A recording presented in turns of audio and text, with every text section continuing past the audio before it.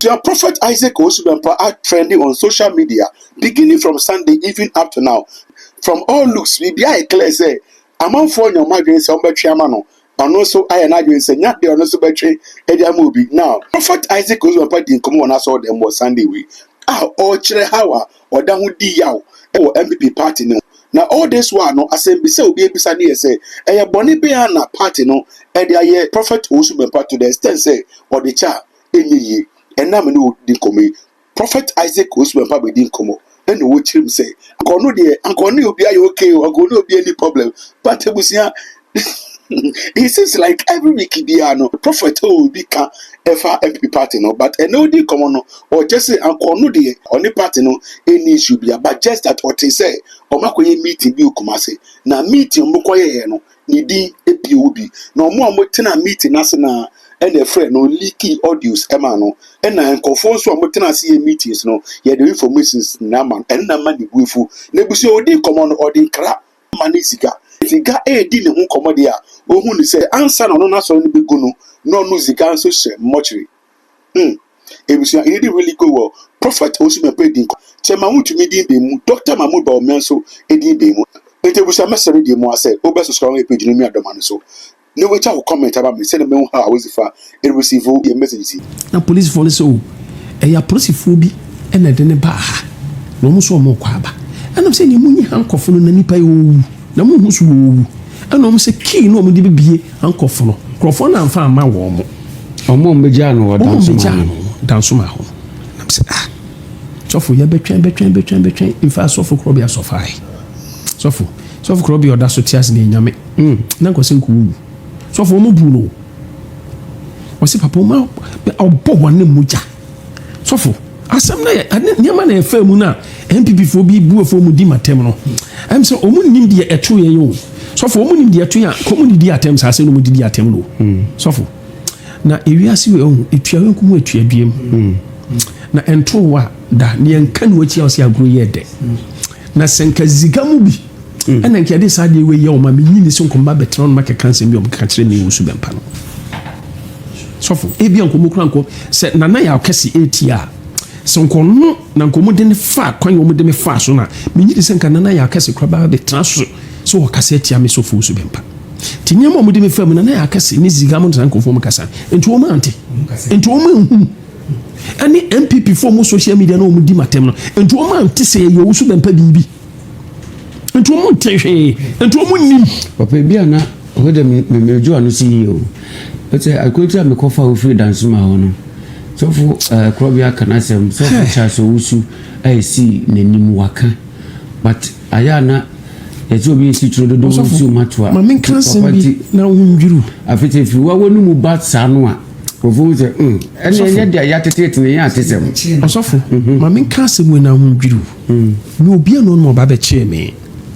ya invite me so na DT ni enti kwansini ena police for na omoche sofo bechi no sofo problem in fact omo mo ba and according to omo mbedi mutu no omo se no munya posifo omo se omo kra omo se am robbers bi nkrofo bi because na bi a rasta e bi shek jeans ye bubu mu ntokro ni niama me kokotu bi nim kra ho I saw them some ya hwanu no mo hemanim omo ntimi anche so mo ye Delta Force omo ye police omo ye CID omo ye soldiers omo ntimi anche ama bu some na ntimo de me sofo ne kwan no mo hemanim osofo afema mento aso enti omo ba na ba ko na oye omo pani no oti minim no and na mesu no nya sa position no because me na me ne police from penny for ne kase no omo man no sa position omo de man oti tim de me fi so mi nua aba and am say oti hwe do omo de aye me sofo krobia me krom fi so be kase na aden papa afi wo say ai me na me mom ye na am say aden oti eno say me mpesa wo be kasa Mienko striking force. Sorry, regional. Na nkonko jaye sofo krobia mo e wo regional. Na mse ade sofo krobia boni be no maye. No so media se duru ha. Eneja obie no yi hankofu no free sofo nsa mewa. O san de betu nani. Eno kra me kan ponsa no yesa. Eni ene hwi. afei yɛduru hɔ police ni na ɔwɔ na ɔkyerɛkyerɛ sɔfo mu anim asɛ mede mete hɔ mehwɛ na mede sɛbe sɔfo korɔ yɛ asan akɔ fie na mede me mma aba fie na mede manyama so odwie afei metim baabi a se order from above sɛ me so yɛ arrest me yɛmfa me nkɔ ayi striking force ɛhɔ na sɔfo kyaso so busa sɛ na saa deɛ papa ɔnka ho even police ni mpo a na ne kɔkɔtena ne nkyɛn no ana ɔne me kasa no bɛkyerɛ sɔfo korɔ bi anum asɛm no ɔso papa yɛbɛyɛ na wodo ɔma no kɔsisia nti mene mfi sɛ yɛbɛkɔsisia a all of a sudden yɛsiɛ mfa me nkɔ wɔapɛ na mefrɛ phone na mefrɛ maa mefrɛ ma ɔpare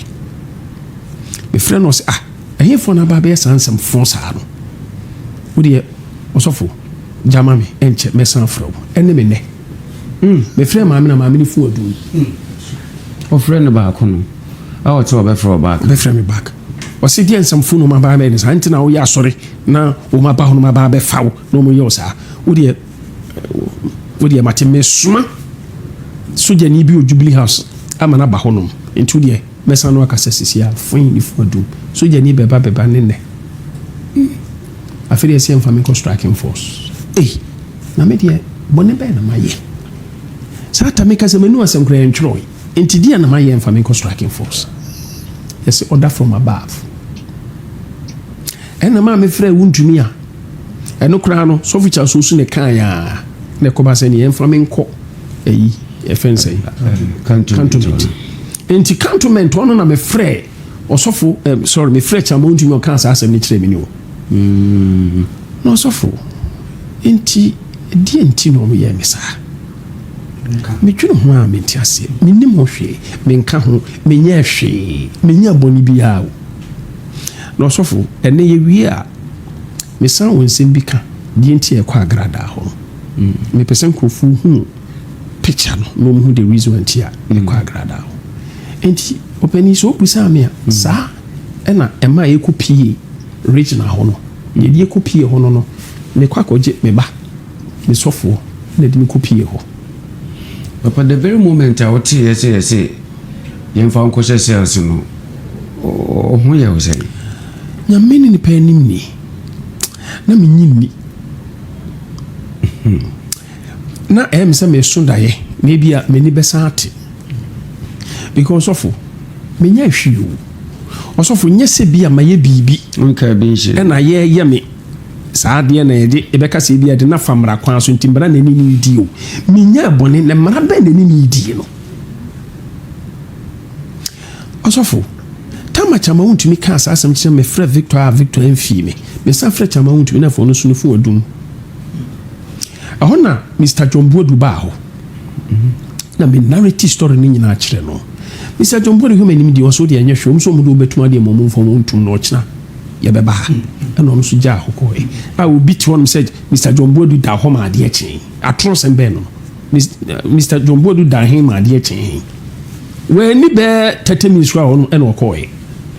na ɔsɔfo nyame nipa anim ni ma yɛ asɔre aduane nkrama no afei me ho twetwe me na sɔfo yɛsi me nyim ataadeɛ nyinaa yɛmfa me nkɔnkɔ hyɛ sɛl so maame no kora patio so da bi mo ma ne hyɛ n'ataade wo sɛ order from above na camera no ɛhwɛ wɔ mo na dampare so hwɛ na dampare bu afu saa de nkyɛn mo ma me nyim ataadeɛ sɔfo me nyim ataadeɛ ama na ka me supporter yɛmfa me nkɔhyɛ na ɛhɔ sales so no ɛne maa no deɛ ne opposite ɛna maa no abɛgyinagyina ɛyinom no ɔmo hwɛ ɔmu so bɛmpa na handcuff gu me nsa ɛna yɛafɔ so ne yɛyi me ho ɔsɔfo yɛworɔ m'ataade menyɛ mebusa sɛ deɛ na mayɛ a moyɛ me sei di tuo pimpim me sɛ menka ma no ntom mmoa me sɔfo ɔmu mmoa me na ɔmu pia me hyɛ hɔ na ɔmu tan na ɔmu lɔke adeɛ no sɔfo afei mebɔ m'ani na mesu menim adeɛ a mayɛ ɔsɔfo ɛhɔ na afei na asɛ m'ani so biri me ɛti m'ani so yɛ me tum enti no bɔyɛ baako na ɔyɛ police ni na ɔno soso ɔmo de na to na moyɛ sɛ na na ɛda sɛ ɛni adɔso na Chinese foɔ bebree ɛhɔ so a ɛhɔ ketekete bi o nti mimi sɛ baabi ɛna police ne gentleman bi na me hyɛ wɔn paa wɔn prapra hɔ baabi na wɔn ɛhɔ no ɛna ɛdɛn ɛm sɛ baako yi ne shirt na yi na ɔde hyɛ hɔ na me moa me ho ɛto so me kɔ me ni so breme me ni so yɛ me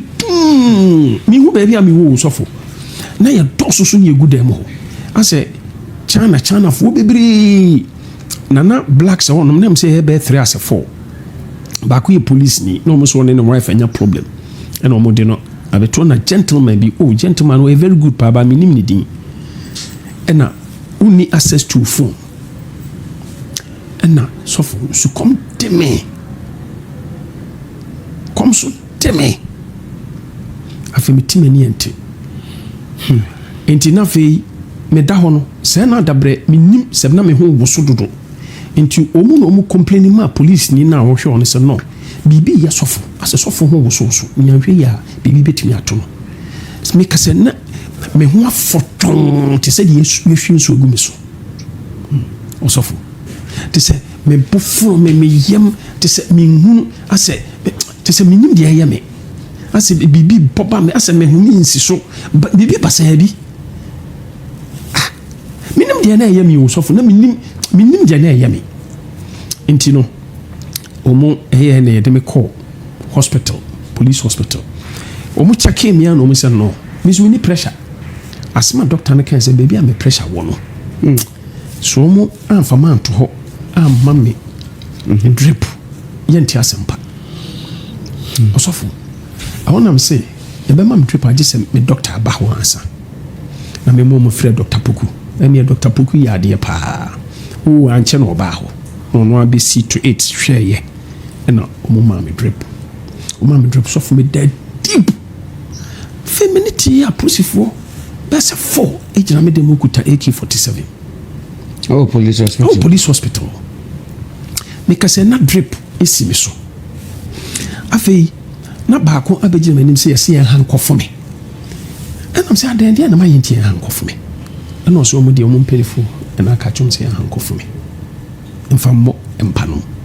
nti me deɛ manya ho apagya me nsa wii so ɔmo ɔsɛ dabi yɛsɛ ɔmfa mmɔ baabi a drip no ɛnam sɛ na ade nkyina baabi a drip no ɔsɔfo ɛhɔ na mangu no na mu sɛ nyame dɔme wonim sɛ handcuff menim sɛ handcuff ɛbɛtumi akum nipa sɔfo meka no kora kyerɛ wo akoa no de handcuff no ɛbɔ me no ho ɔde twa me ma ne nya me nsa ama so papa handcuff no yɛtwa me o sɔfo adeɛ no ɛyɛ ama me nti bi da afei no makoma ntimi mmɔ sɛ deɛ ɔsɛ bɔ ɛna metiam sɛ adeɛ no ɛtwa me mepra ɛtwa me wɔyi n'ani asɛ ɔnte sɛ afei sɔfo mebɔ m'ani ne nsuo afei na metiatia mu afei mepɛ sɛ meyu so washroom na wakɔfa porting bag black bi de abrɛ me sɛ menyu so washroom no mu ayi sɛ sɛbesɛbe black porting bag na police fo ne de abrɛ me sɛ mesi me kɔ use washroom yɛsi mo mu nyi hankɔfo no nti menyu so wɔ te sɛ menyu so raba no sɔfo enti hopes na dɔyɛ ɛne ɛna so bɛmpa paa hɔ bɛhuni ɛna ɔmo bu free ama ɔmo ne police fo no yɛ akaskasa afei police fo no sɛ order from above sɛ ne so bɛmpa ne hopes na dɔyɛ mfiri hɔ anko ɔmo shoot wɔn mo ɛma ɛda ne akasakasa ɛna so bɛmpa ne hopes sɛ adeɛ na atwa sɔfo yɛ pra ne ɛkɔ no ntumi nso sɔfo owu ɛhɔ ne ma apostle Charles Osu ɛde abufuo frɛ Gary ka kyerɛ Gary sɛ Gary nkurɔfoɔ no mu kum papa wo na sɛ papa wu a ɛbɛhu to Ghana police ɛne MPP Nana Akufo-Addo administration na ɔmu kum papa ɛno nti na ma Gary ka sɛ ɛne sɔfo Charles Osu mmra sɔfo Charles Osu kɔɔyɛ a na Gary afrɛ IGP da speaker IGP da mpare sɛ obedi asɛm no akyi atɔn sɛ yɛde ɔsu bɛmpa bɛkɔ nsawam anaa akuse na kyɛ sɛ akɔmfɛm de akyama wontumi ka kyerɛ me no ɔsɔfo na handcuff ɛpra me sɔfo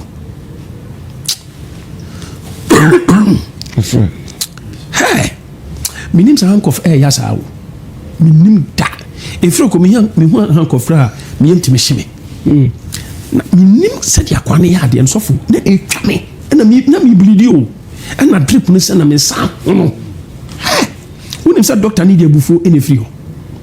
doctor ni police for no kontokwa no de abufuo tu no ka firi ho ma doctor nka sɛ bibi to no a ɛyɛ mo na maye me de ma horo me nsa sofo na me kam na nyame yɛ madom police ni bi ɔno na menim no young police ni bi ɔbaeɛ no ɔka kyerɛ akoa no ɔdi broken English ka kyerɛ akoa no sɛ Charlie deɛ wɔyɛ no you are going too far na ɛm sɛ da bɛ police ni yɛ pani kyɛn saa guy no na ɛm sɛ nadamfo no na ɔka kyerɛ sɛ ɔngu ade nom kakra ma me ansa na ɔgum sɔfo na ngumu no mpo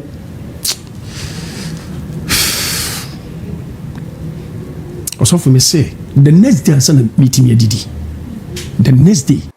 ansa na meeting adidi aduane koraa sɛn na berɛ baako pɛ bɔdeɛ baako pɛ na meeting di na meeting ni di papa nti woyɛ yadeɛ ne ne yɛpɛ sɛ yɛhu nneɛma ɛwuwo wɔ so yɛhu ayi wokɔ police hospital deɛ kɔɔ so wɔ hɔ a ɛya papa bi na wabɔ so akyerɛ anaa bi foforɔ bi sisi wɔ hɔ a okaye a ɛma odi ya sɔfo adeɛ wei a wɔde yɛ me no a meda so te ase me sɛ sɔfo yɛ nyame sɔfo saa day no sɛ me obi a me obi a meyɛ yarefo a anka me survive ɔsɔfo afei metumi tia mu saa anadwo me naw me nsa me tutu me ɛtumi twe me saa metumi tia mu saa na ɛpɔmpa mu te so ɔmo nyimpo ma me nyima ho me 2 seconds mpo ɔsɔfo afei deɛ me wɔ hɔ noma yɛsɛ yɛn san fa me nkɔ back to cells na no so mo san yi me handcuff gu me nsa na ne sia san de me wura kaa mu na from hɔ kɛkɛ to cells on speed just 2 minutes drive asɛsɛ no omo yɛ no mo sa ko pia me hyɛ hɔ me hyɛ ɔsɔfo me hyɛ hɔ no 3 days 4th day ansa na me pie sɔfo ma nyu so wɔ show mu da ma nyu nso da na me ka kyerɛ sɔfo me system nyina asɛ me bibia ɛkɔ off sɔfo afei me home a me sɛ me home no nsi so adeɛ MPP for de ame na Akufo Addo ne ba omi adeɛ omo de ayɛ me saa tamu ba omi na yɛ police council chairman dampare IGP na motena hɔ pa hwɛ sɛ yɛnyɛ me sei nti ne bu sɛ ɔmo sɛ bɔne bɛɛ na mayɛ ɛno sɛ ɔmo ntimi nka bɔne amayɛ na ɔsɔfo wobu sɛ wie a afei yɛbɛba anka ɔmo kɔkum yɛ anadwo no soso papa kwasiada no adeɛ kyerɛ dwada no a na wɔkɔ court no megyedi yɛ sɛ by all means na wɔ awerɛhyɛ mu sɛ adwada no deɛ sɛ mokɔ court a ɛdɛn a bi a wobɛnya bail na asɛm no yɛahyɛ ase aka no mmara kwan so the very moment a wotee sɛ judge ne sɛ bail a lawyer Gary ne Makomafo ɛpɛ no wonsa nka but yɛmfa wo nkɔtum 2 weeks no papa wofili sɛ yo ohun sɛ na chama wontumi adi kan atia me naa so so ɔmo de me bɛto cells for 2 weeks na ɔmo de me akɔ nsawam ana akusi for 2 years na me nhyɛ da anyini sɛ biribi saa betumi asi enti tama judge no ka sɛ yɛn remand me yɛmfa me nkɔto cells for 2 weeks no deɛ ba madwene yɛ deɛ chama wontumi ka kyerɛ me no nti na deɛ minima no sɛ mɛkɔ nsawam ana akusi tamnim sɛ saa na deɛ no bɛyɛ nti na merɛ ho nam sɛ hɛ nti adeɛ a nyame na me so ayɛ ama Nana Akufo Addo Bawumia ne MPP bring me mogya ani ko okopa gyina me naso ama mo ba ban mu nti makatwe ani nti Nana Akufo Addo nti de na me busan se nti Nana Akufo Addo Ghana ha enti Nana Akufo-Addo wɛn enti me dia me dem Nana busa sɛ enti Nana Akufo-Addo wɔ hɔ obi a mehunu bia police fon kro mo de me ko na busa sɛ enti Nana Akufo-Addo wɔ me busa no mo hwɛ manim me obi a mehunu bia na me asɛ ɛyɛ afa me tirim ayeduru sɛ so na me busa obi asɛ Nana Akufo-Addo wɔ Ghana ha Nana Akufo-Addo wɔ Ghana ha afei me ya no mu obi a hwɛ me because so for me ntia sie so mo yam saa adɛnti no mo yam saa yɛmfa me nkɔtom for 2 weeks menkum nipa menyɛ hwee adɛn maame a no ɔdi matemi maame yɛ di matem sɔfo obiara ni hɔ no mu mpa a ɔsoma me yɛkɔ maame ho sɛ ɔmo nka nkyɛ maame sɛ ɔnya matem didie wei nyinaa mafam nti deɛ mu di twa meka last minute ɛne sɛ afei deɛ mfa me nkotum for 2 weeks ne yɛnkɔ gyeli me nsamom anaa akuse nti na Sunday meka sɛ ɔmo plan saa evo ne ɔmo yɛ me saa de no nyam betua ɔmo kapaa nti na mede abufu keka saa nsɛm na meka ne Sunday ɔsɔfo ɛmeya deɛ nti ɛmeya ne sɛ maanya bɔne ɛne ɛyɛ me saa obia na obetimi aka so bɛmpa kɔ agrada fie kɔ tweetuo wɔn na betimi ahyew saa adeɛ no ɛnsi biribi asɛ ni hɔ na no yɛbɛba hɔ na papa nti na mebusa sɛ nti Nana Akufo-Addo nti vice president wɔ hɔ nti maame anti frema ma wɔ hɔ ne yɛyɛ me sei nti MPP foɔ nti Samia Okuntu ɔmo wɛn ɛne yɛyɛ me sei me de asema na meka me dam nyina de meka no sɔfo metimi tie mu saa unim na afei unim sɔfo na afei menya shock ɔsɔfo adeɛ na me fam no me hu sɛ de meka krofo be hu eniyama me fam sɛ de me etie sɔfo maana nti sɛ maana a whole 3-4 days nyina maana metwo saa na de akye metwo saa na de akye papa ye ba the night na nanka omo befa wakɔwɔ paneɛ no and ɛhɔ no metumi sɛ yɛsɛ baabi atomfoɔ bɔ no pampampa ne ɛhia no paa yɛba hotel na wo ma no adɔfoɔ a wɔmɔhwɛ yɛn wɔ YouTube at EK50 say this is very true. I saw a post on social media, which is X, asking the NPP youth to come to the church this coming Sunday. I will try to find it and forward them to the team. To Papa, intelligence no peke no. Papa no can be a manka. The kind Sunday no can last 3 weeks or 4 weeks. Yes. Papa will be able to confirm. I say yes on X, social media. Ne fa baako. Obi so ko post bi ho a omo friend NPP youth ne say kusia de be omo mra asore na omo meye basabasa. The ark mentwa no. Papa. Eye me ya se mintumi emudin nka mabubodin ama sofo hu se de me ka no. O ma ye edini de na osofo the ark papa unim se me mentwa ntro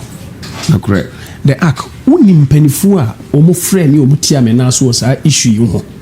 last month ma media bufo be ka se MPP wom so omo koto aba omo ko constituency e de akɔ eden akonya be no be tena so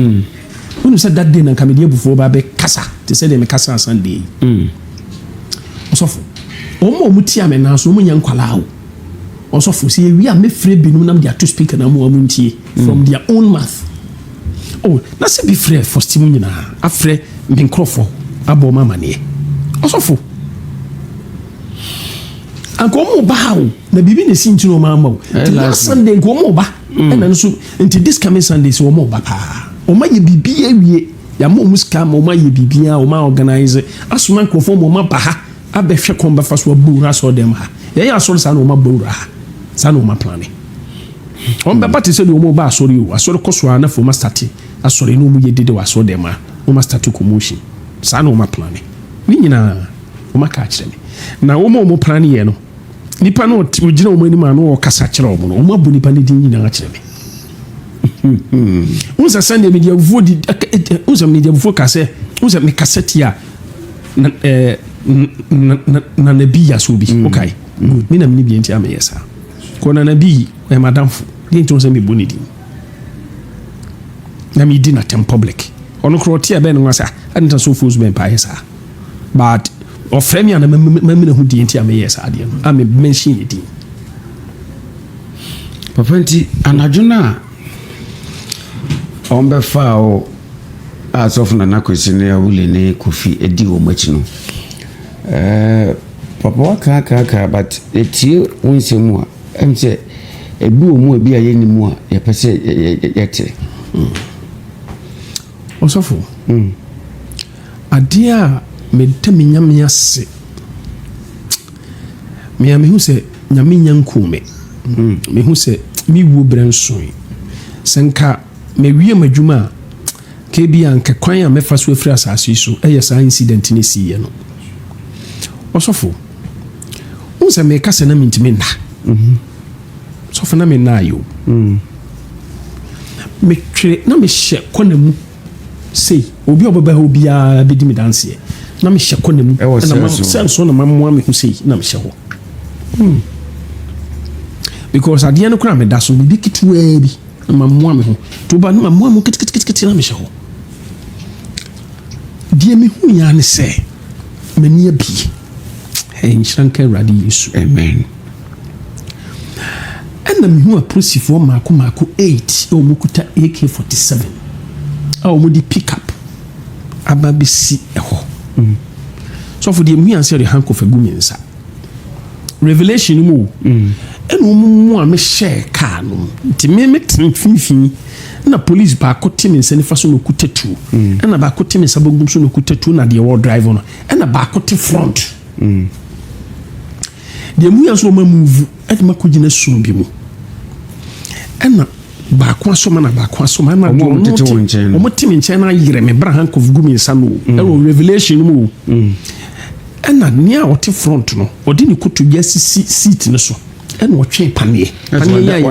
wadani ni ahwe no o twe panie de wo hospital de wo wi na aduru no watwe mi na me hwe de mu yan se o mu ebie me ha o ma bie me ha kofom a o de bewo me ha ma ya se ha o sofo na me ya madom na metimi so panie na no ti metie me no mo struggle sa na panie na no bui ti metie mu kra ma ni pia abonten ama police ni America na ne gentleman no mo ho na me so no me black so me come on o mo rashi bam chebunza se ade sofo ade bibi ye wana na so wo da bi me yoki afi sofo ho na me bom ni ni suo na me se hey eni so de hu be na mahu ade nkrofo pese mo kukume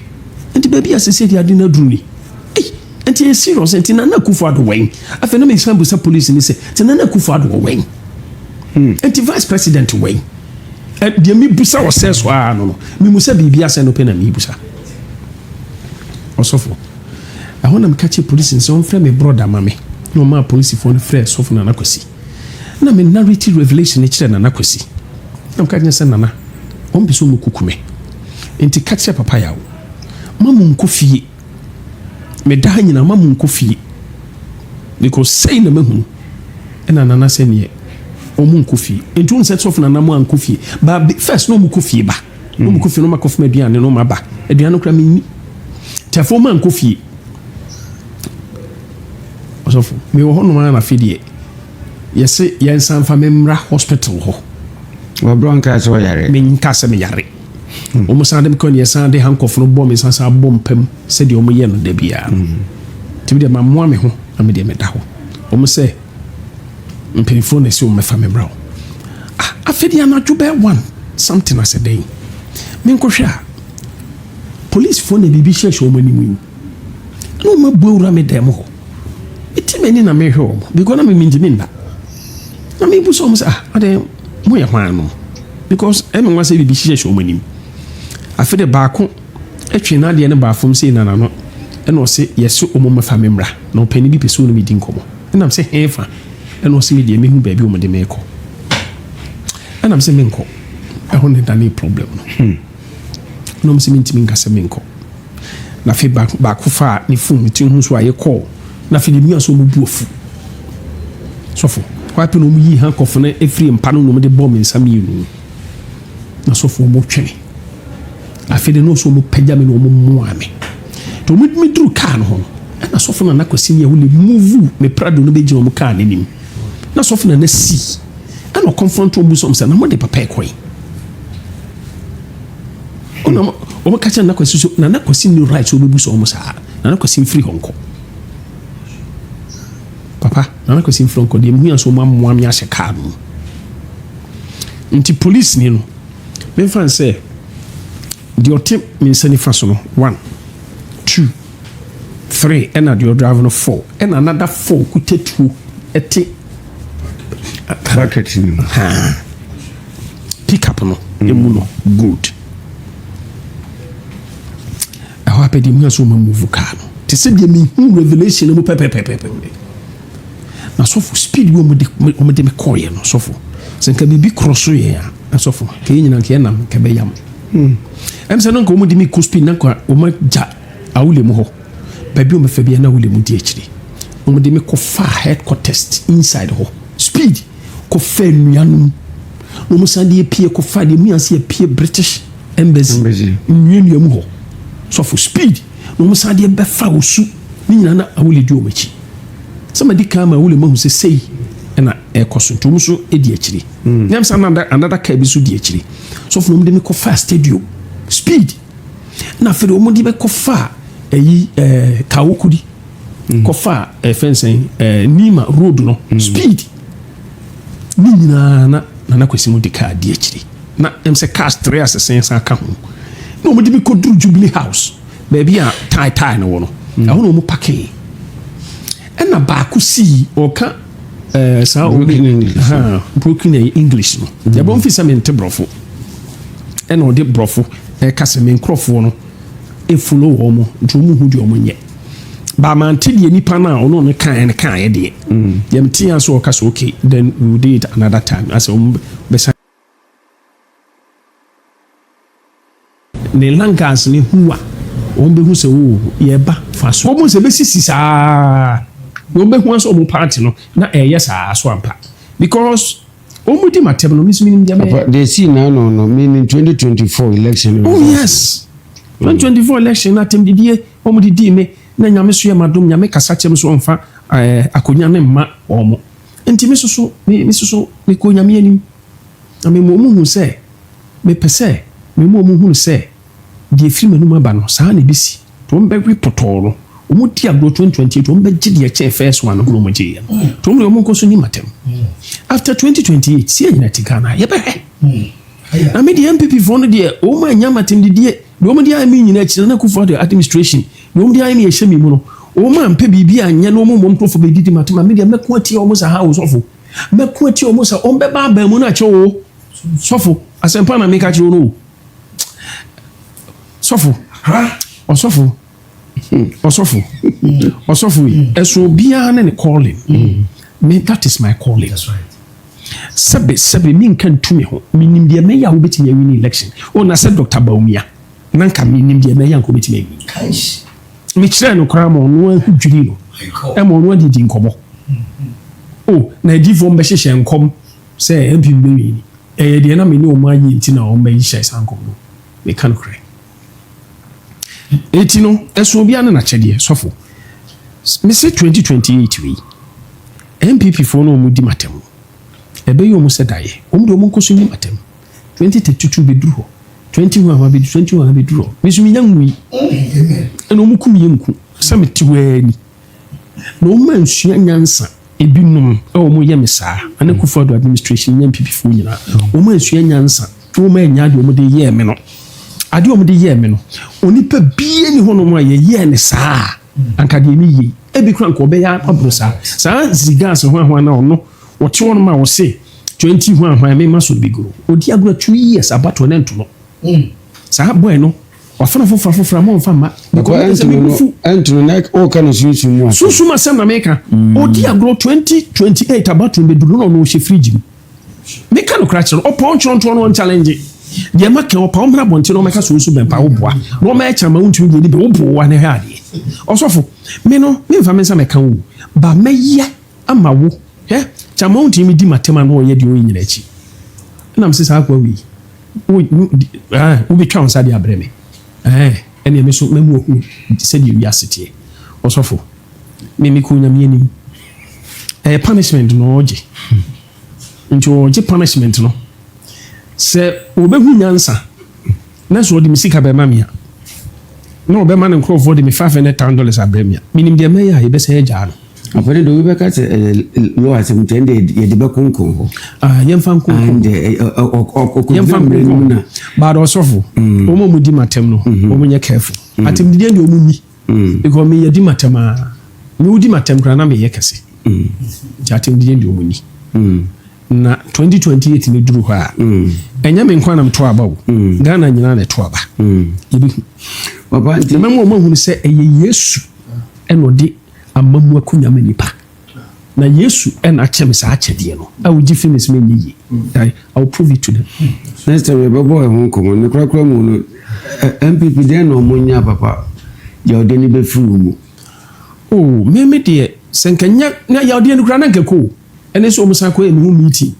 omu say omu be ma omu penny mama aye won popular because omu be ye eyi demonstration osu be mpa so mumura ono na so dem honum na mun koso commotion na ensan kwa na anu di ni bia kame mi say kra nka me nko masem bi me kra me ye say omu kra nka me nko masem bi ba de omu ye no ene provoke mi o sa meeting omu ko e fam hu kuma se no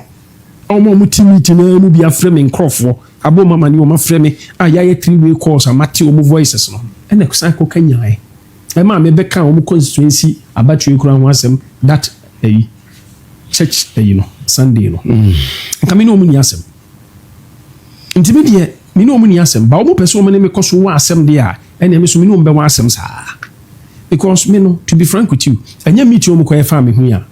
kame me nko masem me ko masem kra mpo a se ni obi e kana dwene but meet no omu ko e fa me hu en na approve ku me kra obebe da se nyumre na ma me be se me nuane mi se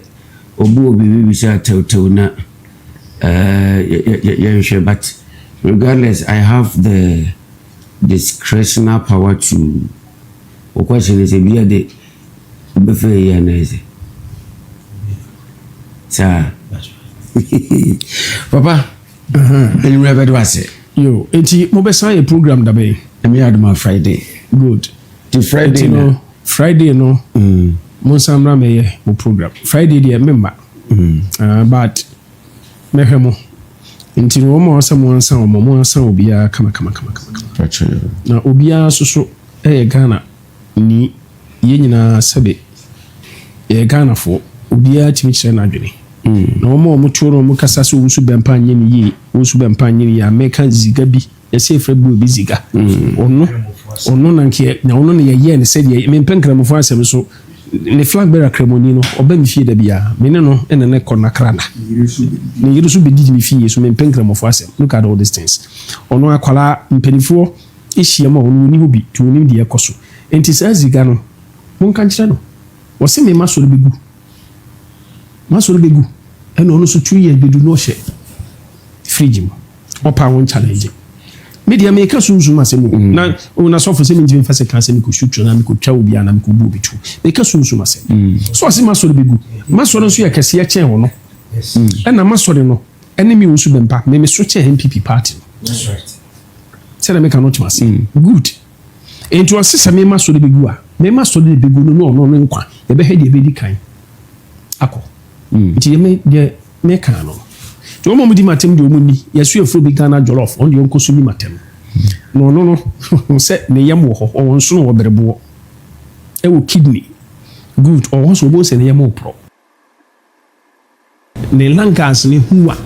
on be hu se wo ye ba fa so ya o se mo obi am be bono no bra if ya so as ne go pon di matem ni no ba Ghana obebe mfi ono sa no tie o ba Ghana obebe mfi sisi ya ono no efia so as nigga sa obedi matem sa so humia na oba me nchen no de na no na me ho sa no ti me ana me fa na asem nya asem upon input the asem sa asem ya me yan omo frefre no so omo nya de obedi matem na onim me de example so obi ti so say me twa da bia kese ne da me nya ne hwe bi ko minim no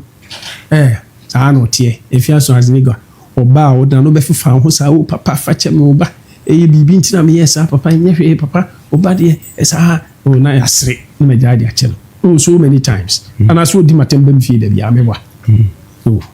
John deɛ ɔno deɛ meaa na mefa no asɛm ne asɛm ba nkurɔfoɔ bi wɔ hɔnom a ɛno mpɛ sɛ ɔmu kyerɛ sɛ asɛ ɔmu ayɛ ɔmu ho sɛ wɔno nso wosu bɛmpa asɔre bɛgu wɔno ziga no sɛ 2028 yɛto aba no a MPP bɛwi ne ama mema sɔre yɛgu aberanteɛ wo nkwa ɛna wode hyɛ ɛfam no wɔde ne nkwa hyɛ fam wɔtutu fam de ne nkwa hyɛ hɔ apɔtun su mu asɛm na ɔka ne saa ka sunsum asɛm sɔfo na sunsum asɛm bɛ so no maka ansi wɔn na wɔyɛ made a mede abufuo aka a biribi anto wonka nkyerɛ me apɔ ka sɛ wɔn honam mu nso ɛsunsum mu asɛm o papa me nkɔtwe sika sɛ mekɔwɔ no na menkɔtwe tuo sɛ mede kɔ no so mede mekora sɛ menhu ne da ba na no no de ka sɛ wo so bɛmpa asɔre bɛgu no ɔkaeɛ no na no no na ɔkaeɛ no wobɛhyɛ fridge 2 years ne bɛduru a yɛbɛto aba no wɔhyɛ fridge on deɛ ma ɔmɛtwe nsan na ɔnkɔ so wɔn challenge no ɔnkeka yɛto wo ntumi na ɛbɛkyɛn ɔno no deɛ ɔmu nnim mianaa nhyira nka nyame bɛwie medema no bɛsi wɔ asɔfo ebusua prophet Isaac Osubempa ɛne yɛkɔtie no wɔdi nkɔmmɔ akɔkyire ɛna wɔkyerɛ m sɛ kyɛma wontumi 20 years jail term a ɛde maa no ɛyɛ punishment na ɔobserve so obɛsua ne lessons ɛfiri deɛ a ɛbɛboa no afei so no ɔma ne nkɔfoɔ ɛmfa ne $500,000 no so ɛmbrɛ no ɛna wɔdi nkɔmmɔ so afa zika ɛna afei so no Dr. Mahmood Bawumia ho a ɔkyerɛ mu koraa sɛ Dr. Bawumia no bɛnefie bɛdidi nti ɔno no ɔne ne yɛ fine ebusia I don't really know how this is getting to you message say comment section one mu yɛ there adwenkyerɛ di wo ti mu no message say express wo hɔ no mo in a way a yɛbɛte wase na for the mo subscribe my page no mi adoma no so sina yɛ appreciate na ho nsa ebetuma ka me ne sike makra